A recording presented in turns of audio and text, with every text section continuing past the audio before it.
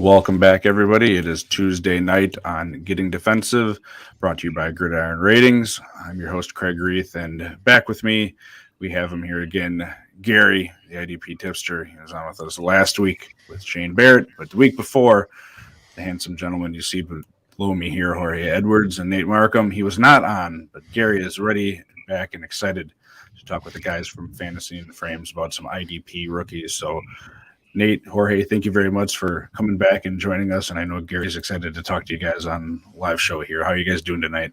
Doing great, man. Thank you very much for having us. Yeah, doing good. Gary, really good to see you, my friend.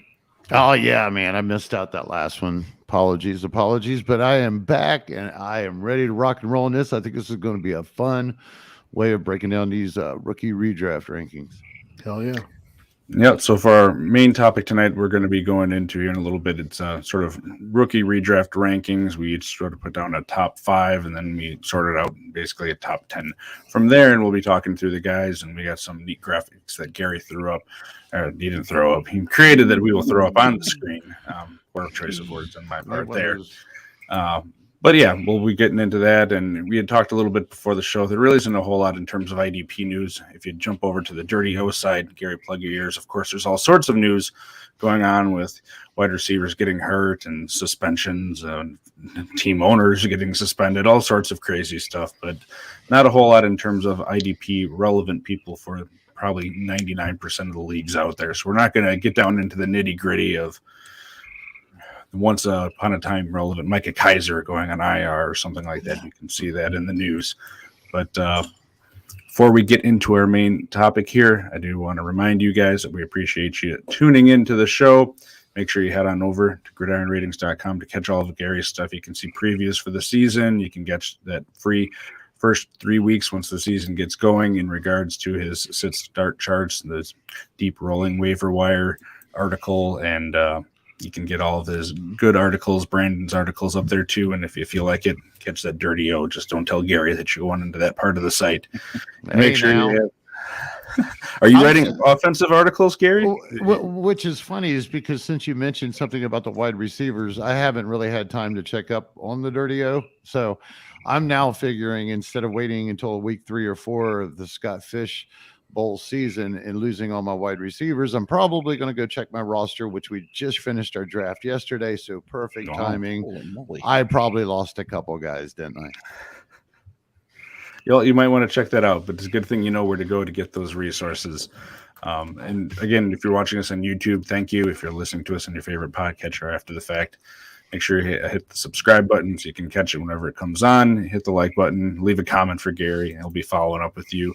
And hit any of us up on Twitter. You can find our Twitter handles there. And make sure you check out Jorge and Nate over at Fantasy and Frames to get all of their great articles and news on there. So we are going to sort of jump into it right away so we can try to get through all of these guys. We do have 10 main guys here, and I'm going to just throw them up on screen here so you can sort of see the list and how it shook out for redraft relevant rookies. Now, we've talked about in prior shows a lot. It's sort of a crapshoot trying to find out which of those rookies is going to end up having real fantasy relevance for you because generally speaking, there's not a ton of them. There's going to be some guys that hit. We've seen it in the past couple of years, especially a lot of those high drafted guys for whatever reason just don't come in and make that impact that a lot of people think they might be. But when you're looking at the list here, one of the names that popped up in the top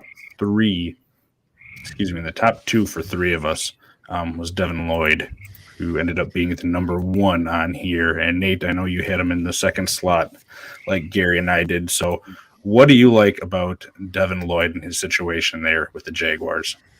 You know, when you're doing this chaotic, I would say, rookie evaluation as far as who's going to be impactful, clearly the pathway to snaps is important. And I don't think there's much in the way of avoidance of him being on the field pretty much at all times. Shaq Quarterman isn't exactly scary. Obviously, lining up next to Foye Oluokun is advantageous because, I mean, I'd say this very cautiously to the Oluokun fans, but he's not really the best linebacker in the world.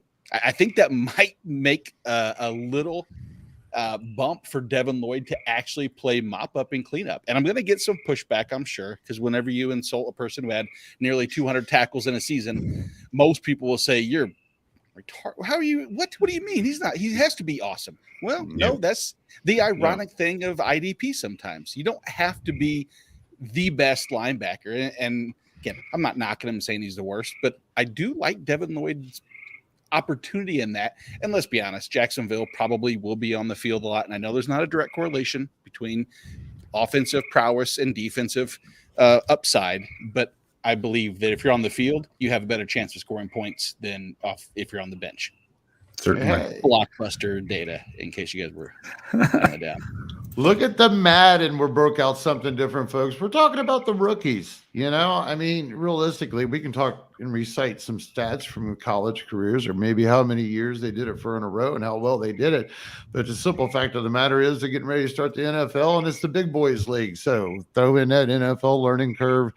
We're going to temper our expectations to begin with. But, we thought it might be entertaining because everybody seems to like Madden. And I actually did a little bit of research because it's been, I'm old.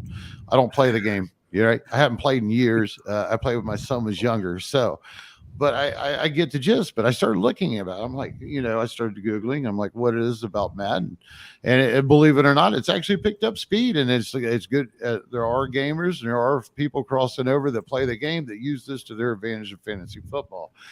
Am I buying it? I don't know. I haven't tested it, but I thought it'd be interesting to look at. I ranked everything by their highest and lowest numbers below for the defensive ratings. And then we threw over, of course, the PFF rating grade. Sorry.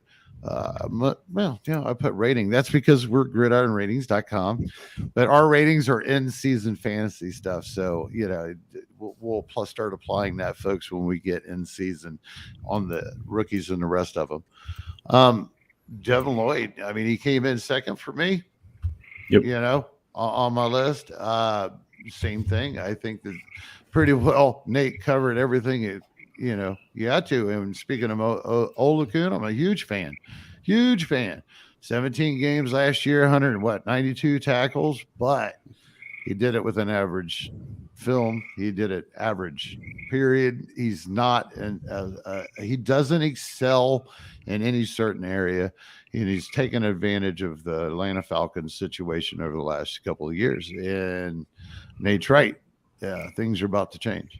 So, there's no reason. I even, you got to kind of mention what's the other rookie's name? Mumba? Chad Muma. Yeah, you have to mention him too, a little bit. And not saying he's probably in line to break out to relevancy. Speaking of relevancy, not to rattle on, but I want to get this off my chest. I just recently updated the rookie tracker. And technically last year in the top 64, which is usually in most standard size leagues is your biggest pool, there was only two rookies that made it an overall IDP scoring, and it was Nick Bolton and Parsons. At least in the leagues in the 3 or 4 balanced formats that I checked, they were up there. I think Bolton was around 50 and most, and then Parsons, of course, was up like 10 and a higher on some. Just depends. But either way, there was only 2 of them last year. So since 2013, I've been tracking this. Mm-hmm. And right now, and all the defensive players that's ever been drafted, only 3.55% of all those players have ever made it in the top 64 in balanced formats. 3.5. My article's on gridironratings.com. It's right on the homepage right now. I've got it all listed. I've got the numbers recited. I've got everything you might be interesting, plus little knickknacks to know about each year, like the one year that was actually the explosion year. I can't remember, but we had a bunch of injuries, I believe it was, and we had the rookies got to step into, I think it was like 2017 or 18. I'll ask you a quick trivia question. Mm-hmm. All right. Who's the only undrafted rookie to make it in the top 64 over the last 8 years? I'll give you a hint. It is a middle linebacker.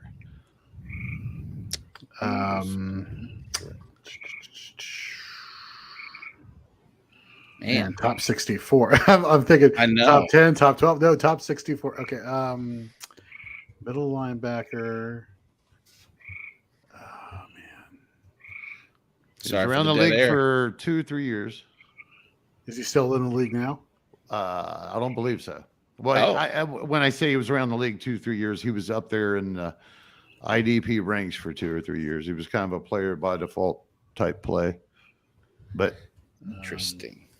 I hate the dead air and not knowing, but Yeah, Jorge, what you got? Navarro Bowman. I don't know. Corey Littleton would be my guess, but I think he got drafted like at the end of the 7th round or something. Paul Warleo, 2013. Oh wow, yeah. That's taking it back. Would not have gotten that. Nope, I wouldn't neither have would I. Yeah. That's why it's a little tidbit on here. And he's the only one. Yeah, I don't know about that beforehand, but I've only tracked him since 2013, 9 years. Anyways, so go check that out, folks. And a lot of information on there. Where, kind of treat these guys like luxuries. If they work out, they work out. Get them as your first depth guys. Just don't draft them as your starters because the rookie hype kills rosters. I'm sorry, Kraig. I have taken over, man. It's your show, Gary. I just want to go ahead and say your piece by all means. And I think 2018 was the year that you were talking about because that was the year that had like Roquan Smith, Tremaine Edmonds, Van Der Esch, Sean Evans, Darius Leonard, all those guys. And I think that was sort of the outlier year. Before we move on here, and Jorge, I know you sort of threw your list together at the end, which is fine, but Devin Lloyd did not make your list. Is that something where you don't like the situation as much? I just feel like Olakun is going to monopolize a lot of the tackles in Jacksonville. I don't think this is a situation that you had in Atlanta where, both Olakun and Deanna Jones can both get theirs. The growing pains of developing into a linebacker, competing with another, linebacker who's had a history of getting a lot of tackle volume. I'm a little bit worried there. That's just my take on that. That's fair. And actually, Gary, if we go back to 1998, I would say there's a specific linebacker who was undrafted that probably was in that top 64 numerous times. Jorge, you would know who that is, as I, because he played for both teams in UNI cities. London Fletcher? Come on. That is London Fletcher. Exactly. Yeah. He was a little terror. He was like 5'9" or something. When he was like 5'8", just a rolling beast, though. He's like top 10 in tackles all time or solo tackles or something I'd seen recently too. He was really played for all. Yeah. I would have never guessed that. Huh.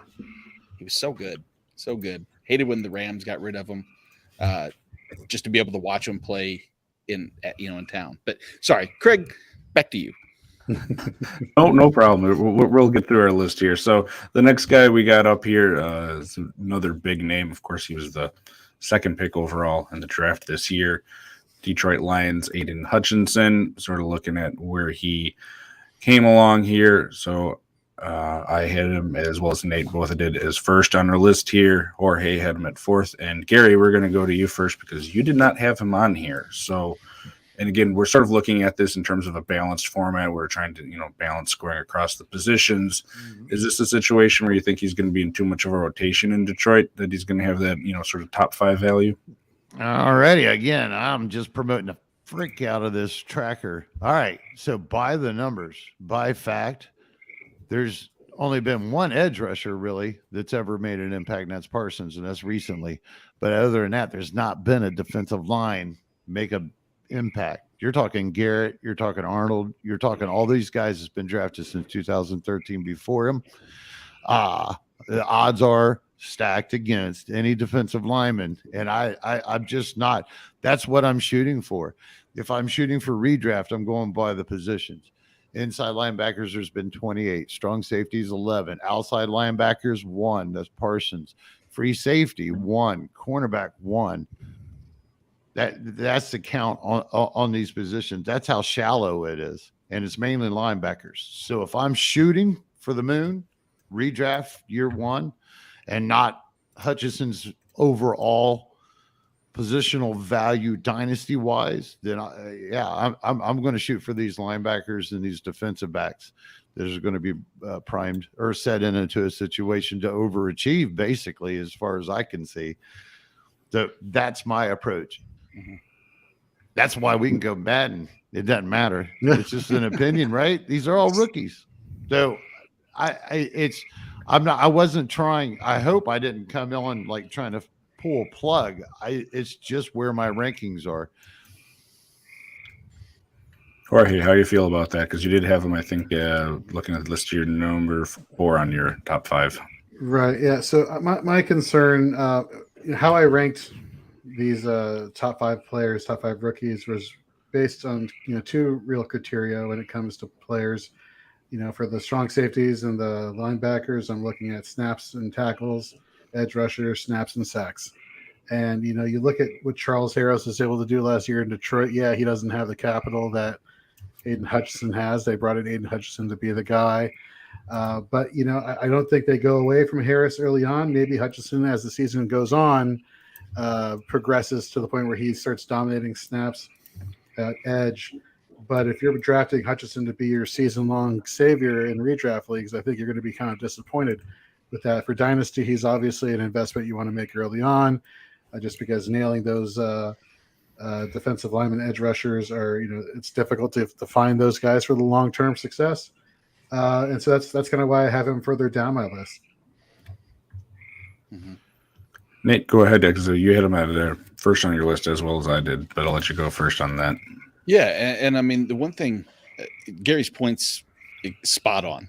The good news is typically I don't have, we're not putting these in rankings compared to players that are in the league. It's just other rookies. And unfortunately, or fortunately, however you want to look at that, a lot of the additional or the other players, especially the linebackers, I mean, it's close enough that I'm splitting hairs, but I don't think a significant standout performance from anybody. And Jorge, kind of to your point, talking about Hutchinson versus Devin Lloyd, Lloyd has all the snaps right there. And so I'm sure that Hutchinson was probably 6 on your list or 7 or so. I mean, not Hutchinson, but Lloyd, so close that you have to try to determine and predicting sacks it's impossible. Oh, yeah, I mean, you can forecast to have a range.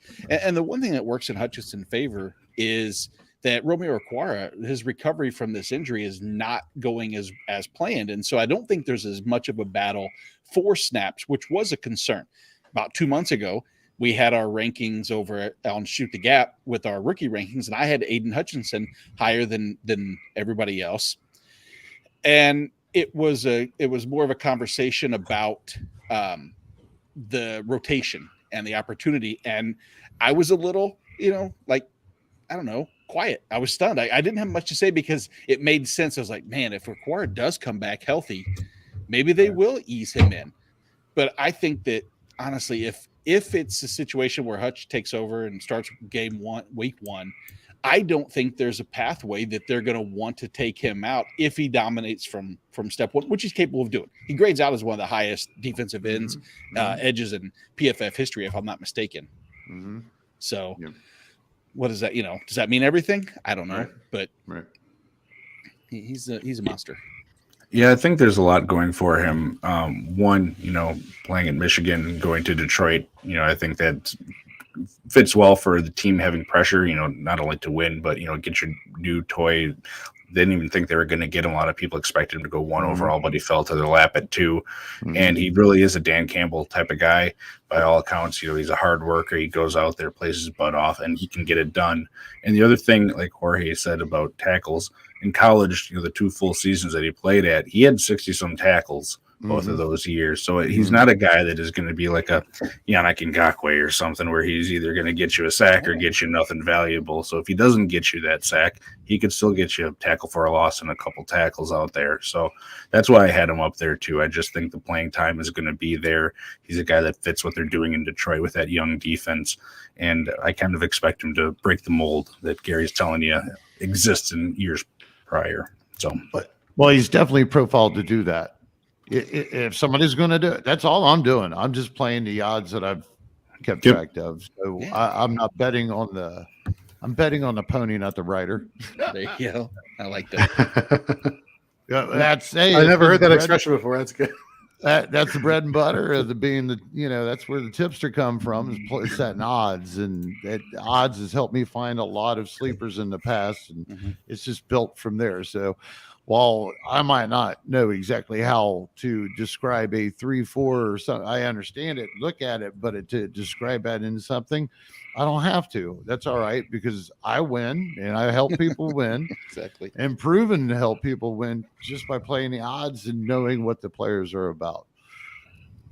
So yeah, I've just had that luck. So I hope Hutchinson gets his I hope he overachieves. I hope he breaks the mold, especially because of how edge rushers are trending. And hey, we are talking about a 17 season game or game season now, so a little extra leeway there. Before we get into our third person, I want to share this because this is what I was mentioning that I had seen the other day with you guys. Since he was brought up here on the screen, and we'll share it now. London Fletcher, in terms of all-time solo tackle leaders, he's number 2 behind Ray Lewis. Yeah. So for an undrafted guy, heck of a player. Unreal. Look at Dansby sitting there at 7. Who would have guessed that? Right? I also don't know, because if you look at a lot of these names too, at what point they started doing solo and assist tackles compared to just tackles, because I'm sure there's a lot of other guys, if they counted it differently, might be on here. But Rondé Barber, that surprises me. I think that's one of the ones that surprises me the most. It's right here with you on that for sure. So since it was brought up, something interesting for you guys there. Sweet. All right, moving on to number 3 here on our combined list. And Jorge, I'm going to go to you because you had him first on the list, and we actually all had him. No, Gary didn't. Sorry. The 3 of us other did. But Jorge, go ahead. Safety for the Bears. What do you like about him in that situation going into this year? So I kind of, when ranking these rookies relative to one another, I know the old adage, go linebacker first and kind of work your way down the list in terms of tackles. I think the safeties here, specifically this one, Jaquan Brisker, is going to get a lot of opportunity. He's already slated to be the starting strong safety. You look what Eberflus did with Kari Willis in 11 games last year. That's strong. They started their starting strong safety 513 times out of 564 snaps in the box off ball. I see no reason why they're not going to be able to do that again this year. I think that philosophy is going to hold true in Chicago. Chicago is probably not going to be that very good this year. Defense is going to be on the field a lot. And I say strong safety, and I probably should have used air quotes when I'm saying this, because what is strong safety? It's just, what are we defining as strong safety? Is strong safety really just somebody who roams around the linebacker level and just kind of gets to the line of scrimmage? I mean, that's kind of what they've become, right? The fourth or third linebacker, depending on your scheme. But that's what I feel they're going to use Brisker as, and I see just the tackles there, the snaps there, and the volume. Just for me, just make him an automatic draft, especially and to be honest with you, in Dynasty definitely. But in redraft, if I'm going, defensive lineman, linebacker, heavy first, I have no problem inserting him into my starting safety or defensive back spot just because of the opportunity for snaps and tackles. And he was 48th pick overall, but he was the 5th or 6th safety. So, it was a deep safety class early on when you're sort of looking at it. But he fell into a great situation when you're looking at some of these other guys. Like Dax Hill went ahead of him, but there's a lot of questions what role he's going to play. Some of that hinges sort of on Jesse Bates. So he went to a great situation, and I agree with you. I had him here. I had him at 5 on my list, and it looks like, Nate, you had him at 3, so you're splitting the 2 of us here. I'm guessing it's sort of the same thing you said, but anything else you wanted to add about Brisker in this situation? I mean, nothing that is, so much different than what Jorge had already said. He pretty much touched on everything. Eberflus's system is designed for Brisker to stay in the box a lot more. I mean, historically, first down, he's always played single high. Second down, and that means Brisker should be in the box. And he likes to, play that traditional. And the nice thing is with that switch really to that 4-3, I think they're going to probably give Brisker a lot more opportunity to, I want to say, maybe blitz the the quarterback, because last year the Bears had issues with pressure rates, and that was with Khalil Mack, and that was with Robert Quinn. I'm not saying they don't have Robert Quinn anymore, but I think the writing's on the wall that Robert Quinn situation, there's time in Chicago could be Travis growing. Gibson, man, go get your shares. Yeah, Get your shares. Hey, somebody's got to, but yeah, and he didn't have, he had no sacks in college. He had 6 tackles for a loss last year, but I think that he has a size, and in Eberflus's system, he likes to mix up his blitzes. And so again, I think I'm accentuating a blitz from Brisker, who's not known to do that, but it's just, again, elevates that floor just a little bit more for him. And, it's funny, you look at Chicago's, safeties last year, both Eddie Jackson and Tayshaun Gibson, both of them played a majority of their snaps in the box also. So it's not like it's unprecedented for the safeties to be closer to the line of scrimmage for the Bears. Obviously, different coaching staffs, different scheme, but could be similar usage there. Yeah, he didn't necessarily not make my list. He just was at 6. We went 5. We ranked our top 5, folks. That's what so to me, he's right there. The one thing, okay, we are seeing a different scheme now, right? And they brought in Morrow. I'm thinking that if Morrow can work out, he's probably going to be the run stopping guy, and probably you put your best guy in coverage, which Morrow is not bad, but you definitely put your best guy in coverage would be Smith. So I don't like that tandem necessarily in front of him this year. If those two are healthy and they go in, and I don't know if the production's going to, it didn't tip the scale for me to go and put him in any higher, I guess you could say. So, and I knew he was going to be covered. Fair enough. There was no question about that. All right, well, we're getting down to number 5 here, and this is the last guy that appeared on more than one list, so not exactly consensus, but he did show up multiple times here, unless I'm completely missing. No, it is. Kayvon Thibodeaux is our next man up here, so edge position is going to be opposite Azeez Ojulari for the New York Giants. Seemingly, they're going to have a nice pair of edge players there on a rebuilding Giants team. Looking at how he panned out here, Jorge, you had him at 3, and no, he appeared on 3 of these. Sorry, my notes are off. He appeared on Nate and I at 4, and Jorge had 3. So, Jorge, you had him slightly ahead of Aidan Hutchinson. So, is that a expected playing time situation going off of what you said, or did you expect him to have more chances of those sacks? Yes. I do. I just feel his opportunity there in New York. Again, it's a matter of the snaps. It's a matter of the playing time for the Giants. I'm not actually the biggest Ojulari fan out there. I think he kind of played pretty average last year. Although growing pains, maybe he develops. Probably will, and he probably will have a great season now that I just jinxed myself for saying that. Yep, you're the hater. But no, I think Thibodeaux is fantastic. I thought he should be the number 1 pick in April. I thought his versatility, whether he has, he's playing the defensive end position or if he's playing outside linebacker, I just think he has the athletic range to do a lot of good for this Giants team. And that's why I have him ranked where I have him. And Jorge, you're a Washington fan, right? It is hard, but yes, I am. Yeah, and not to create distrust on the show, I'm a Cowboys fan. Unfortunately, growing up in the early '90s, they were the hot, cool team, and I didn't like Brett Favre being up in Wisconsin, so I think I just rebelled against my parents. But I too was disappointed when he ended up going to the Giants. I'm like, I don't want to be facing that guy twice a year. I was a huge fan of his, and I know. Gary, you guys at Gridiron Ratings were not as high on him as a collective, which is fine. And he didn't make your list, but it sounds like a lot of that more had to do with the whole how you valued the positions, and you were more looking at the linebackers and safeties that you said. But do you have any specific thoughts on Thibodeaux for his first year there? Do you think he's going to end up starting? I mean, he's probably one of the ones that could, overcome that NFL curve pretty quick, just from his profile. But man, I don't trust the Giants. I don't trust that they're going to put the right guy in at the right place I think that they played Lorenzo Carter out of place. I think that they should have put him over on the weak side a lot more instead of him like Josh Gordon over there at times when he was older, and then Facaro, for goodness sakes, stuff like that. So it's a lot of trust issues with the organization and more than it is ever the player. So, again, I'm a creature of habit. I'm looking at history of name the last good rusher to come out. I mean, are we talking the big guy? Who's the last good Giant edge rusher? Probably JPP.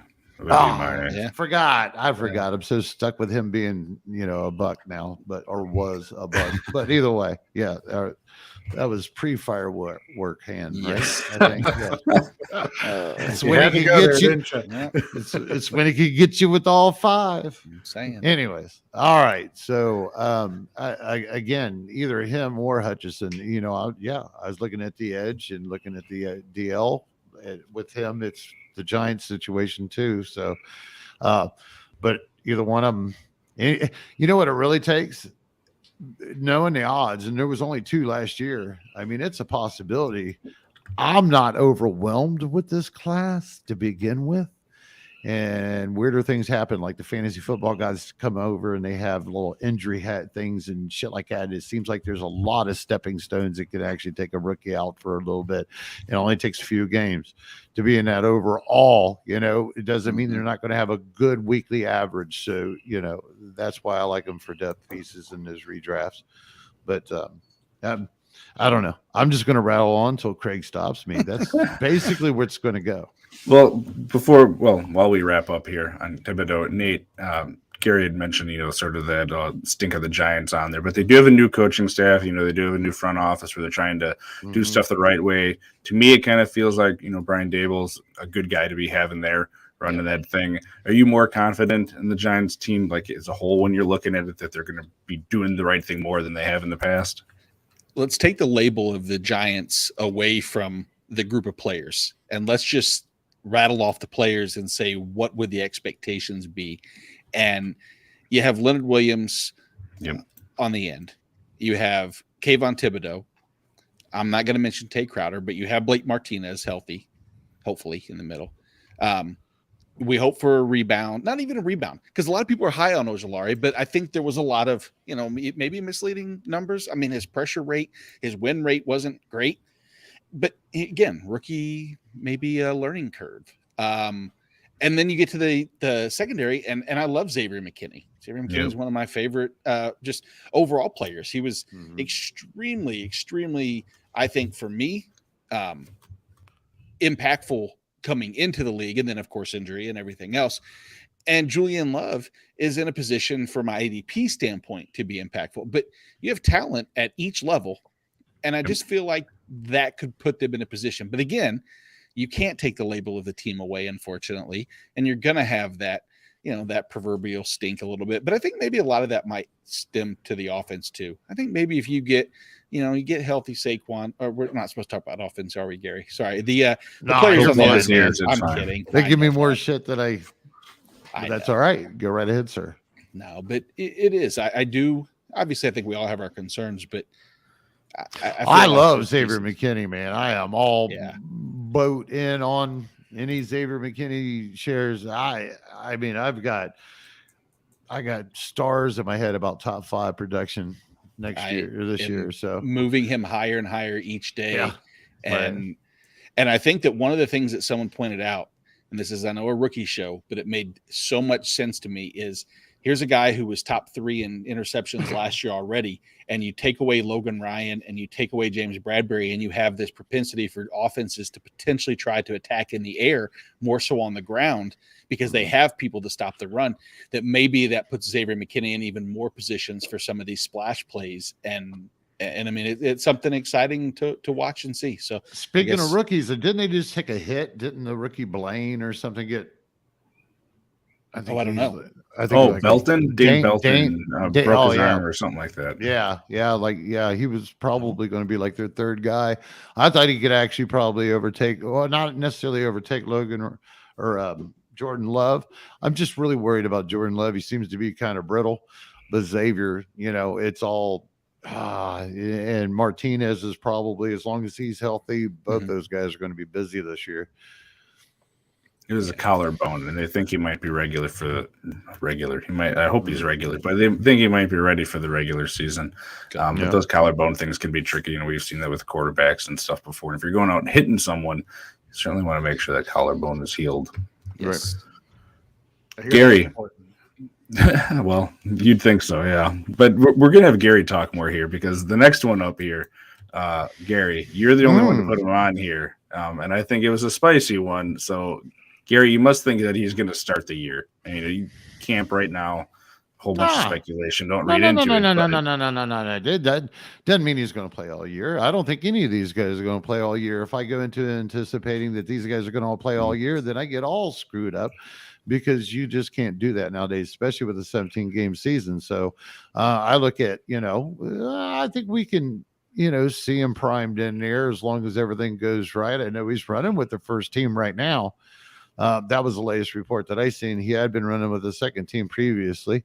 So he's got a high IQ. He's, here's how he makes my list. And it's not shocking to see that he hadn't made his list.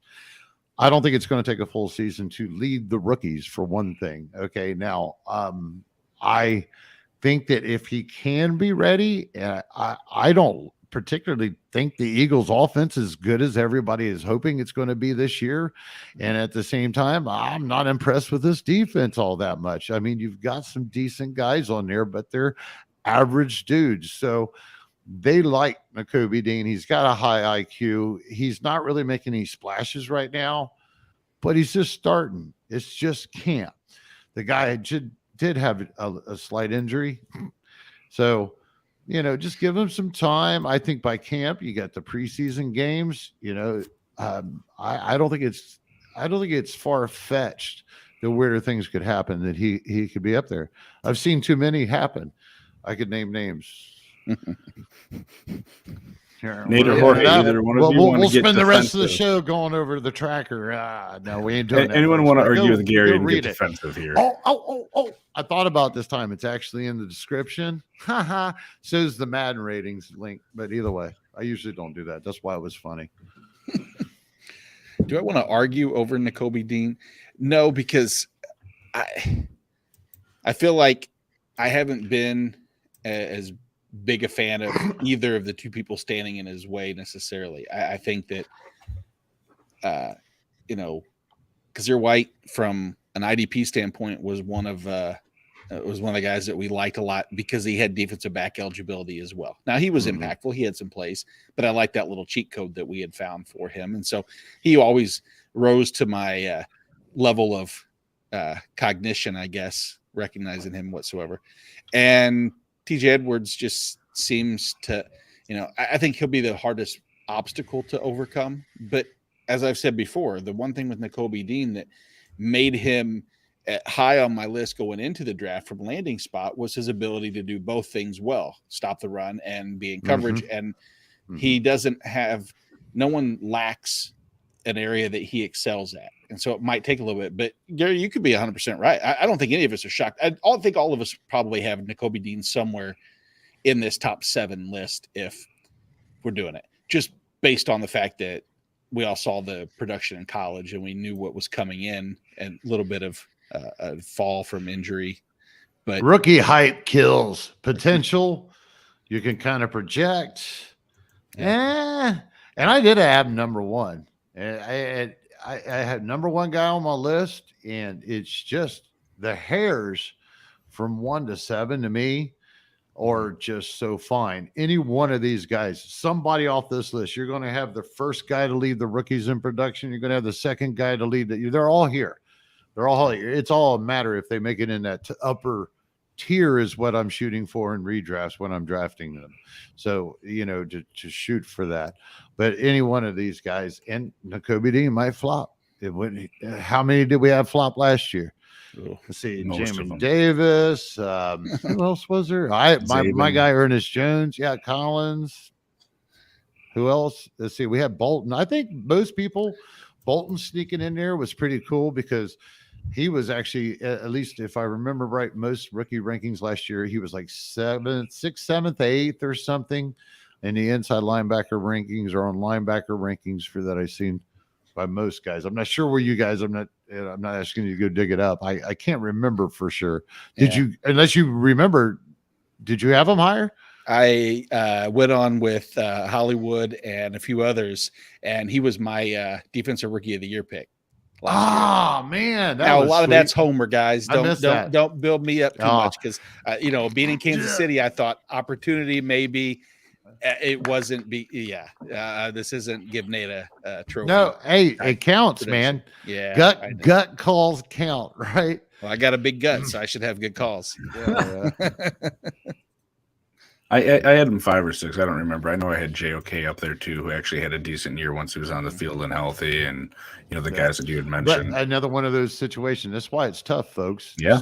Stay healthy, beat the curve. Man, these guys got a lot stacked on them. And even the super elite, some of them come in and they struggle. It's hard.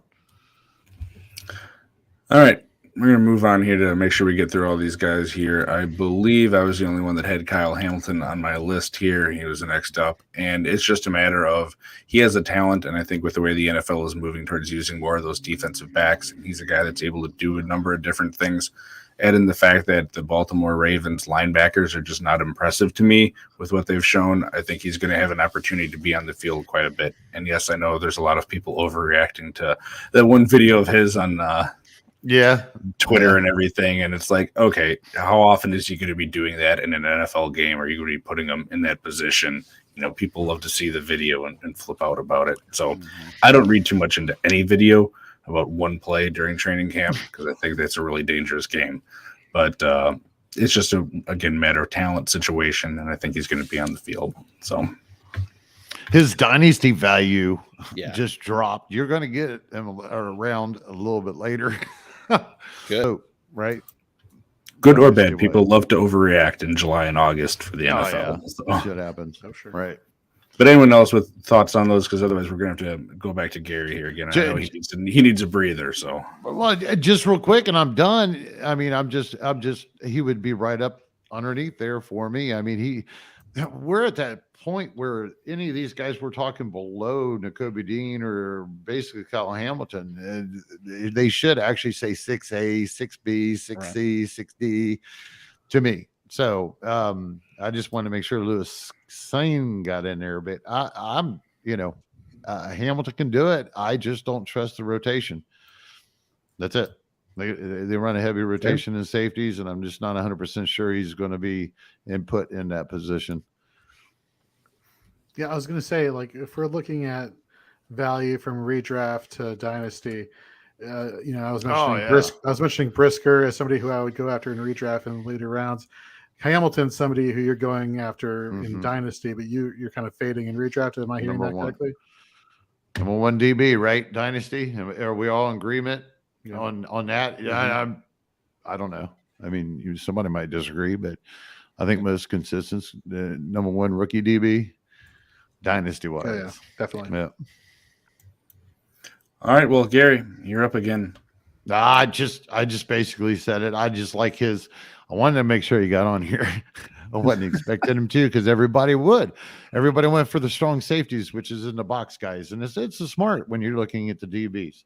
And Lewis, he's probably going to be free safety, but I think he's going to be put into this situation with this. I believe that's revamped defense up there.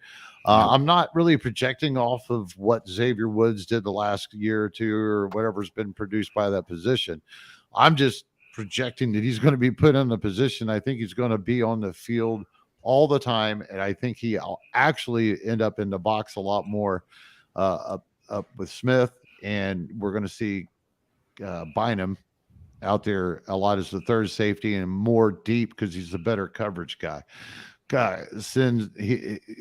If it was me, I mean, how I'm projecting it is he would be a lot better up supporting the run than what Bynum would be, even though Bynum is a little beast. I mean, his coverage and deep skills and cornerback knowledge would probably be better there. So other than that, I just wanted them on this list. They're all ponies. Nice. So you think Cine starts week 1? You don't think he takes a backseat to Bynum at all? I like to say that. Yes. I mean, yes. If you just watched the show this past Thursday, yes. I am a buy-in. I've been on. I took a little step back after the first of the year because then we had the draft and Cine entered the picture, so everybody got cooled off because, the first thing is the rookie hype. Cine's going to start. Yes, I do think Cine's going to start. I think there's going to be a lot of 3 safety sets. I do believe it'll probably be Bynum taking I think you'll see a lot of slot and that third safety. And we'll probably see that 80%, 75% snaps, but we've seen slots tear up the DB position with that. So unfortunately, most sites have already changed him from a QB to a safety, though. So you lost a little digging. Safety. Yeah, right. Sorry. If he had quarterback eligibility, I was going to say that'd be pretty awesome for. Yeah, that would be cool, wouldn't it? I started him as a quarterback. 6 points a game. Yeah, I actually said that right. You just didn't understand it, Briar. We'll figure it out. Yeah. I think we're at Gary again. It's the Gary show at the end of the show here for some of these guys. It wasn't my fault putting this here. It's just how they kind of fell after we started only getting 1 vote apiece. If they Jorge, just something like that. For next time, Jorge, we'll pick 5 random people. And you and I can just run this show. We'll talk for 45 minutes. All right. Leo Chenal. I just think he's got as good as chance as Bolton had. Willie Gay is not impressed. I don't think that I don't think it's his job to lose. And I think that if he Chenal, am I saying right? Chenal. Mm-hmm. He gets on the field, it's not going to take much to become that second starter next to Bolton. And I think that there was probably enough production. There used to be at one point enough stable production to hit a home run. And that is why he's a linebacker and a little farther down on this list, though. So it's the expectation that he's just going to beat out Gay and be a starter for a good part of the year anyway. PFF loved him. PFF loved him. One of the more efficient tacklers in college. So that's. I think the crack was his coverage. So like the dirty coverage. But hey, Blake Martinez, Joe Scobert, we can name about 50 or 60 of them that right. Don't so get to the ball, make a tackle, be a thumper. That's what we want. Right. Exactly. I loved it for the depth for the Chiefs depth at linebacker to have him as your starting third, but realistically rotational piece, heavy rotation alongside Bolton. It's much needed, especially in that division, as you can imagine, when you're facing the Chargers and the Broncos and the Raiders. You need something over the middle. Yeah. All right. So my guys are done. One more thing on Leo, and this is sometimes stuff that we run into that we have to try to learn to overcome. Hearing a lot about Badger linebackers getting drafted and stuff. I heard it all about Zach Bond when he was drafted a couple of years ago, and PFF loved him with how he was graded coming out of college. Went to the Saints, good situation, and he's done squat. And sometimes you get burned by a guy, and you get someone in a similar situation with Chenal is where he played for the Badgers, had a really good last year, got higher draft expectations. And I hear all about the Badger up here. Of course, I'm a college football agnostic, but that's what they're talking about in Wisconsin. I got burned by him, and I'm not believing in the hype this early. I got bid once. I'm not going back to the well this fast. I want to see it a little bit more before I'm putting that much faith in him. So I like the profile again, but I just have that feeling in the back of my head like I'm not going down this route again. So I had that same feeling about Darius Leonard. Oh, no, I didn't. I just didn't draft any rookies at all that year, so I completely missed the boat. Shaq, by the way, is his name. Shaquille, Shaquille Leonard, Gary, remember? Oh, apologies. Yes. Sorry, Shaq. Mr. Leonard. All right, well, we're going to give the floor to someone else here. Nick Cross. Seems like he might be a starter here for the Colts potentially after the retirement of Willis. So how you feeling about him?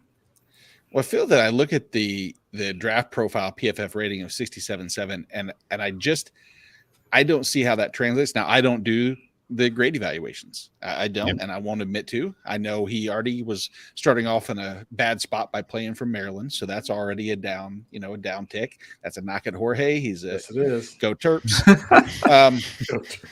Go Big Ten. Hey, but here's the thing with Nick Cross. He's 6'1", 6 foot, whichever one you want to look at, 6'2" on tippy toes, and 215. He runs a 4.34 40, and he blitzes extremely well. And as he went into the draft, they, 96th pick, I think is what it was.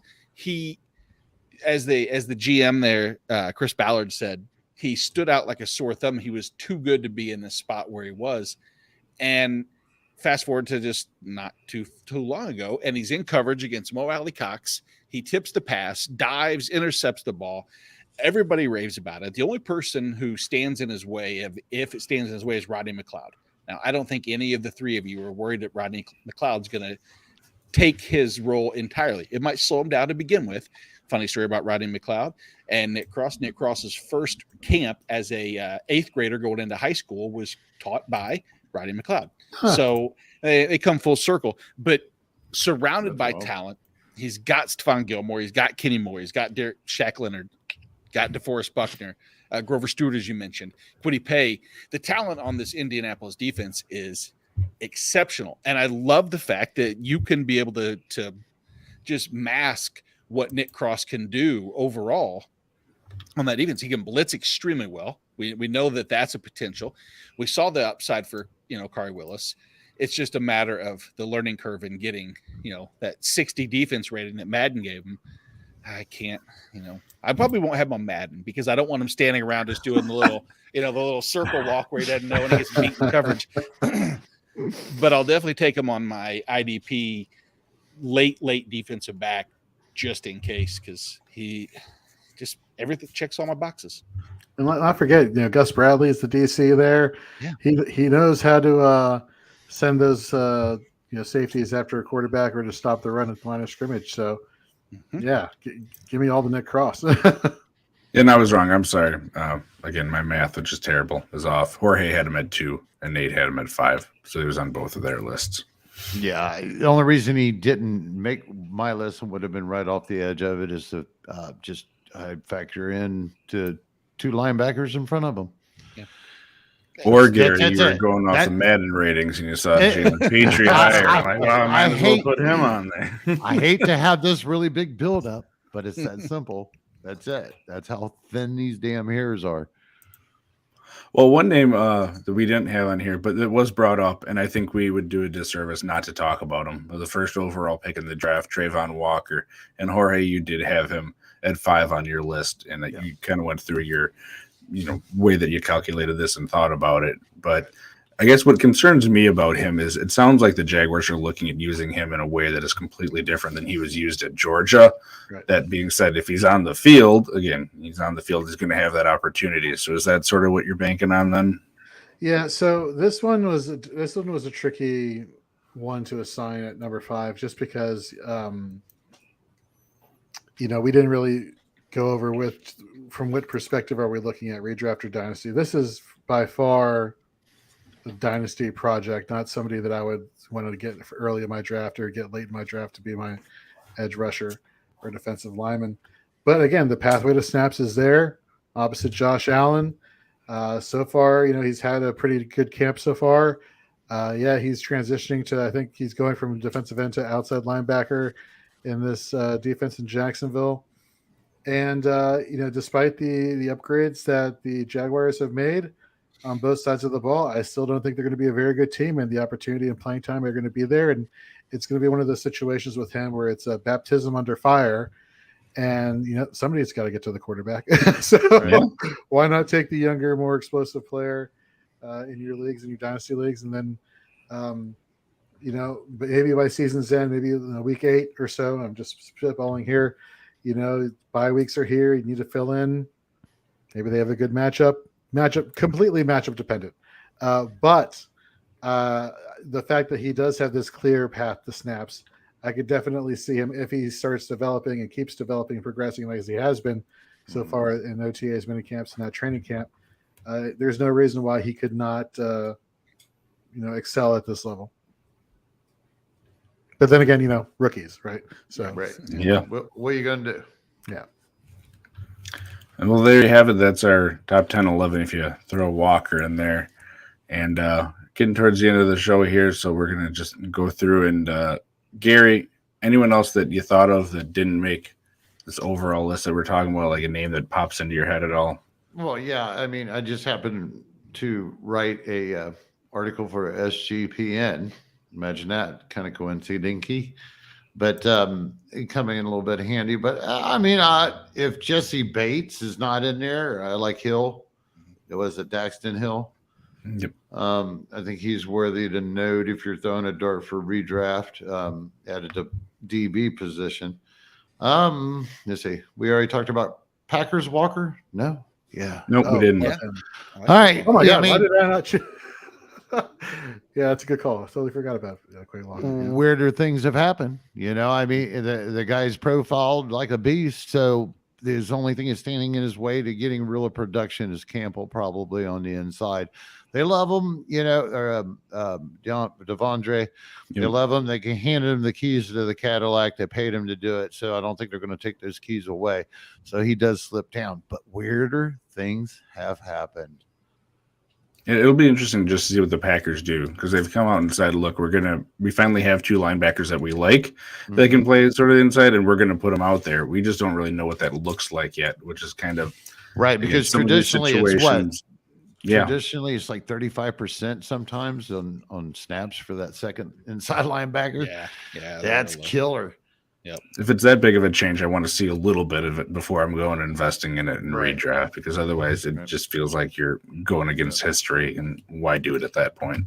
Yeah, Right. exactly right.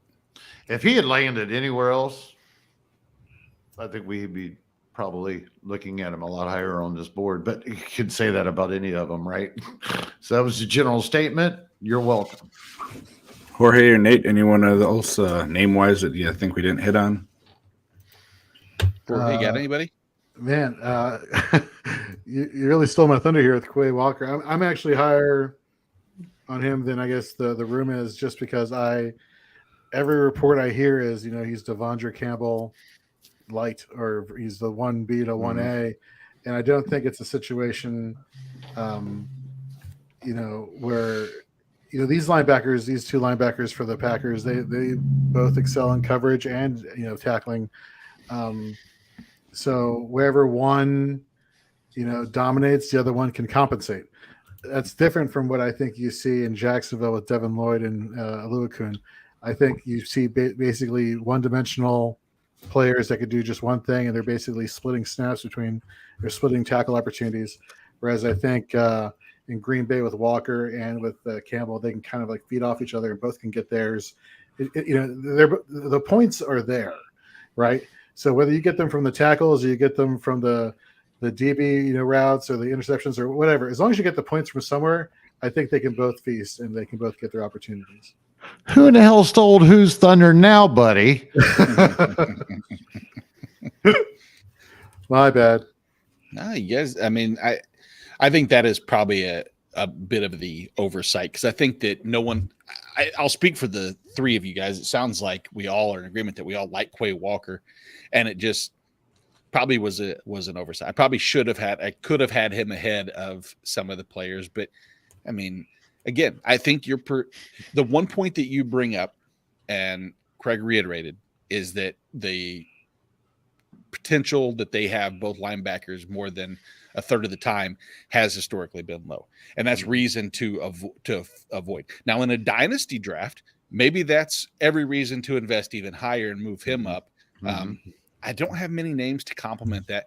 Arnold Ebiketie with the Falcons is an option. I mean, obviously, a pathway to snaps is there.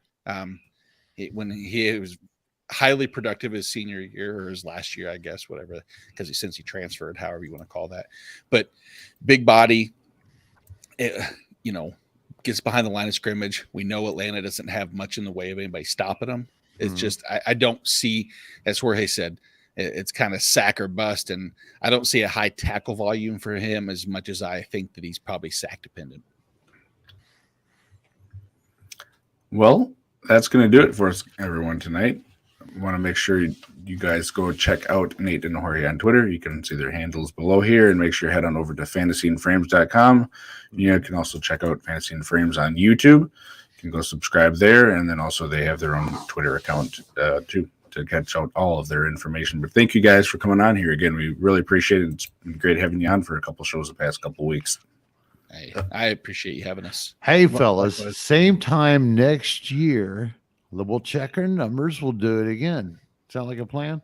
Hey, we gotta get you on our IDP pod at some point during the season. We'd love to have you guys on. We're very grateful that you chose to have us here. And Gary, I've been following your work for years. You know how Thank you. far back we go. And Kraig, you've been fantastic getting to know you the past few weeks, and so couldn't be happier and honored to be on your show. Oh, thank you for coming. Yeah, thanks. Appreciate the kind words. Taking all my players, Kraig, in our draft. So you're still dead to me, but that's all Gary, right. you're cool. I appreciate it, fellas. Hey, as always, I really wish I didn't miss that last one because it was probably I watched it too, and it was just as good as this. Hey, folks, I just want to close by just follow these guys. These guys have got great content coming out from fantasyandframes.com. They're great follows, and they are great guys. It would be really hard to find two guys paired together doing in the same focused business, doing this together that match and the same personality as in really nice guys, man. You guys are great. Thank you very much. Appreciate that. The community's way better off with you guys here. Yeah, that means a lot. Very kind of you. Thank you. Make sure you stay tuned for all of the other content Gridiron Ratings is going to have on YouTube. You got Rider Dynasty, you got the other IDP show on Thursdays, you got the Chop Shop. Make sure you head on over to gridironratings.com to see all of Gary's I was going to say talent. That's not the. I got a bunch of junk on the IDP tipster page. Go check it out. It's pretty. He's got all that free stuff he can check out for the first 3 weeks of the season, the preseason, and then it's going to go behind where you got to give Gary a couple dimes to get his dime drops. So give you kudos, Kraig. Stay hard, buddy. You just grind right through that promo, man.